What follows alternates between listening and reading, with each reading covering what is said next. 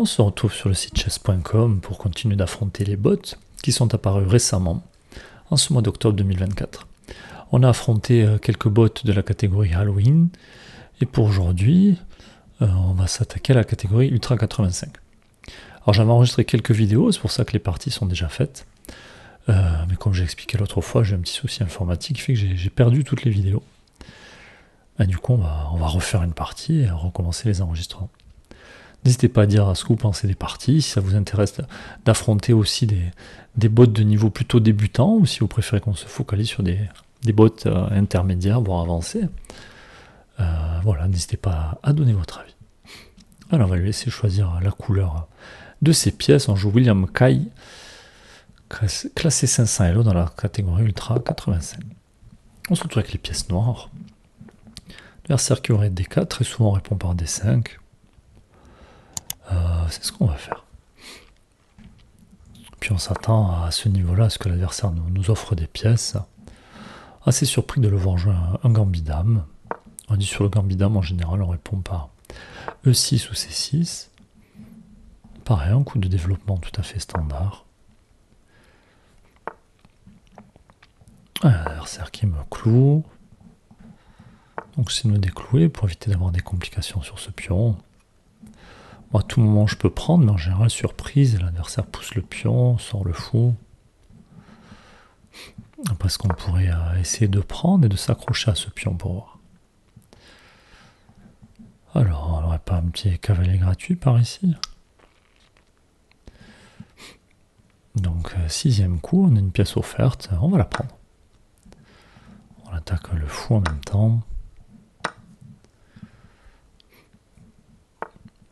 L'adversaire qui pousse.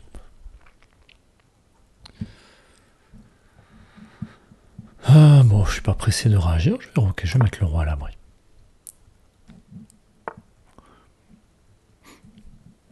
Alors, on peut repérer des coups comme celui-là. Est-ce que ça apporte quelque chose? C'est de replacer le cavalier, je sais pas. Je peux essayer d'ouvrir le jeu. Après tout, le roi de l'adversaire est au centre. C'est ce que je vais essayer de faire.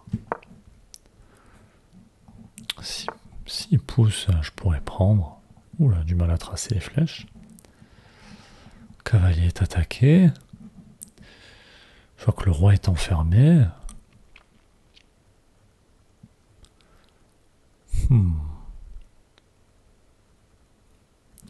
Je peux aussi ne rien faire et puis reprendre du pion.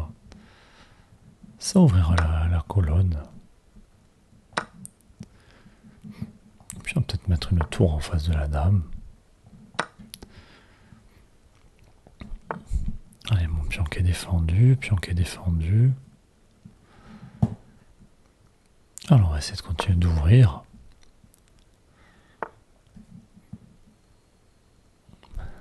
Alors maintenant, est-ce que je veux créer un pion passé? J'ai ce pion aussi qui est attaqué. Une fois que l'adversaire va prendre ce pion.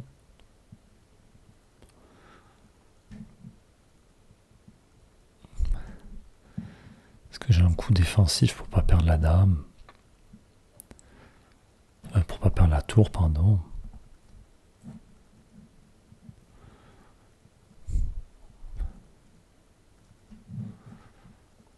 Bon, je peux très bien décaler la tour tout simplement, donc je vais pousser. Ah, je vais laisser ce pion et je risque d'en perdre deux.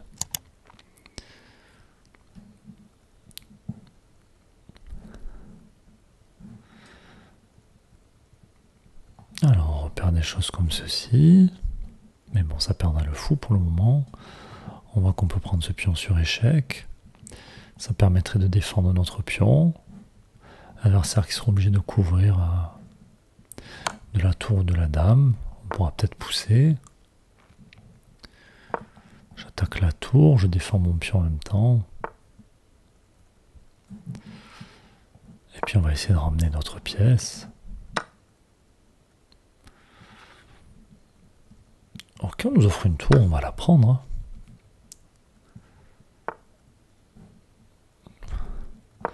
Allez, on met la pression sur la dame. L'adversaire qui nous laisse la dame, on va la prendre. On menace mat au prochain coup.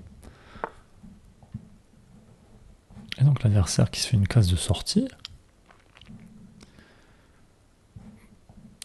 Je vais lui prendre sa case de sortie.